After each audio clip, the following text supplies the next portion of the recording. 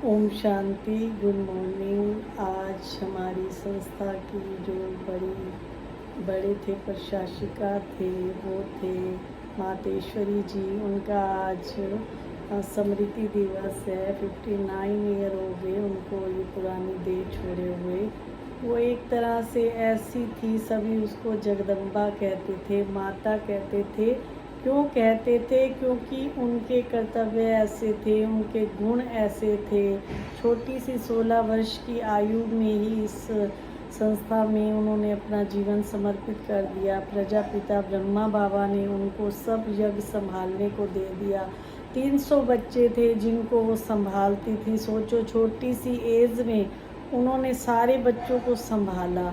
तो जैसे माता के लिए कहते हैं, माता पूरे जगत की पालनहार होती है, तो ऐसे मातेश्वरी जी के भी ऐसे कर्तव्य थे जिन्होंने पूरे यज्ञ को संभाला।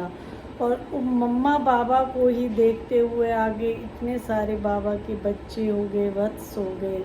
तो उनकी धारणाओं पे चलना, जैसे उन्होंने कदम बाय कदम रखा।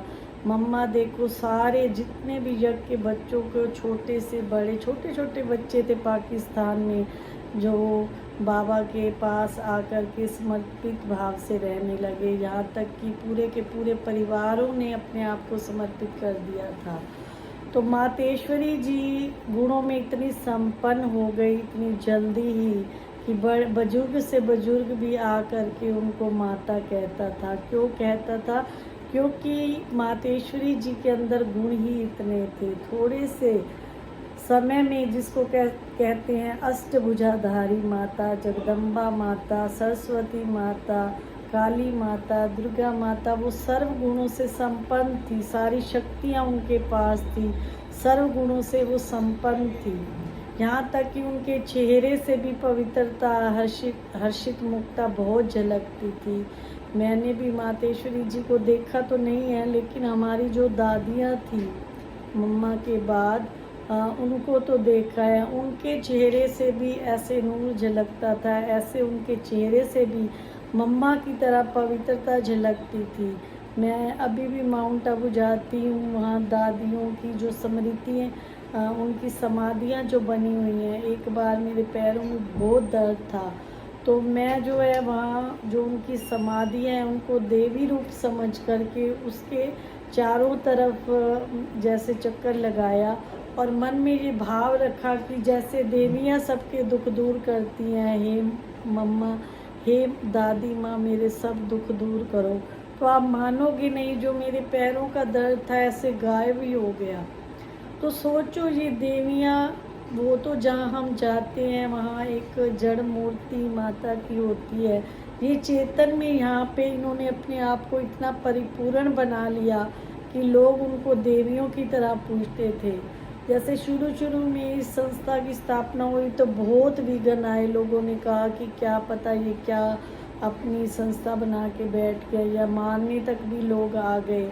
एक बार जो है, एक जैसे जो आती थी माता, उनके पति जो हैं मम्मा को मारने के लिए आए कि ये कौन है जो सारी मतलब लेडीज़ को अपनी तरफ आकर्षित करती है और वहीं जा कर के बैठ जाती हैं या जो भी है। तो आए तो मम्मा जो है ऊपर बैठे तपस्या कर रहे थे, नीचे जो है सारी बहनें बैठी थी। बहनों को वो भाई आके बोला, कहाँ है तुम्हारी मम्मा? उसको आज मैं बताता हूँ, जो सबको अपनी तरफ आकर्षित किए हुए है। तो जब वो ऊपर गया तो मम्मा को देखता ही रह गया। मम्मा तो बिल्कुल अपना तपस्या रूम में बैठी थी और बोली, आओ बच्चे आओ, क्या कहना है आपको, आओ इधर बैठो। वो एकदम से चुपचाप देखता ही रह गया कि सचमुच ये तो कोई देवी है, कोई जगदम्बा है। इसको पता भी, मम्मा को पता तो होएगा कि ये ऐसे ऐसे आया है मुझे मारने या कुछ है,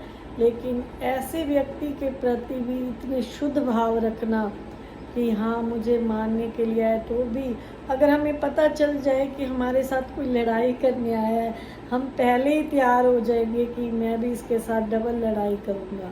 लेकिन नहीं, बाबा की ये आज्ञा है, कोई आपको कितना भी सताए, कितना भी दुख दे, गाली देने वालों को भी आप गले लगाओ। ये बाबा के कदम थे कि बच्चे तुम्हें ऐसे नहीं किसी के साथ बदला लेना है, अपने आप को ही बदल के दिखाना है। और दूसरा गुण जो था मम्मा के अंदर, वो हाँ जी का पाठ बहुत पक्का था।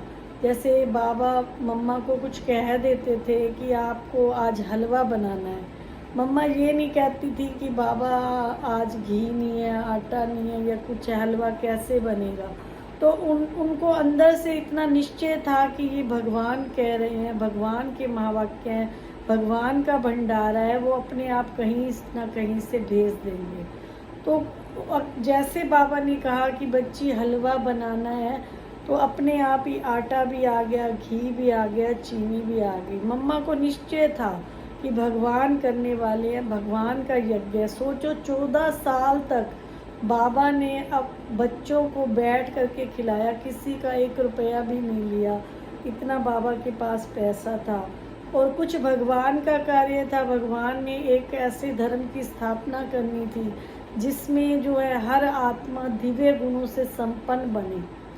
ओम राधे के नाम से पहले ये मंडली जानने लगी पाकिस्तान में। जब यहाँ पर आए, पाकिस्तान से जब यहाँ पर माउंट आबू में आए, तो फिर इसका नाम प्रजापिता ब्रह्मा कुमारी ईश्वरीय विश्वविद्यालय रखा गया। ईश्वरीय विश्वविद्यालय क्यों रखा गया? क्योंकि यहाँ पर लोग सच्ची पढ़ाई पढ़ रहे हैं, दिव्य गुणों की धारणा कैसे हो वो पढ़ाई पढ़ रहे हैं। तो ऐसे निश्चय बुद्धि थी हमारी मम्मा और ऐसे गुणों की खान थी मम्मा। तो आइए हम भी उनके कदमों पर चलें, उन्हें आज के दिन शत नमन करें और उनके लिए हम प्यार से ओम शांति भी लिख सकते हैं, शत नमन भी लिख सकते हैं। ओम शांति।